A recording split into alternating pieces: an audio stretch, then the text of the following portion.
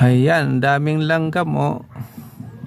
Umakyat na sa taas na dito sa lipol namin oh. Baka uulan na ngayong araw na to. Oh, nadyan pa sa haligi oh. Ang dami.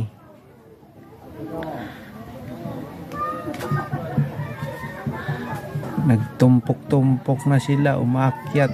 Siguro malakas yung ulan mamayang gabi o ngayong bukas. Dalang may maraming pagkain silang dala, umakyat na sa taas. Naghahakot sila ng bigas. Ayan, sana uulan na kasi sobrang init. Ayan.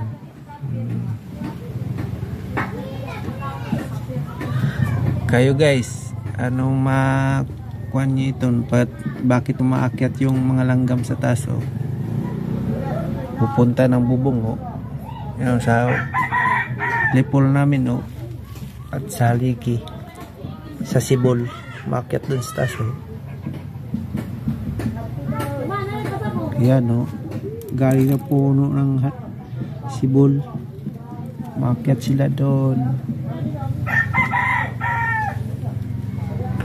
Sa dito pa oh, sa may sibol,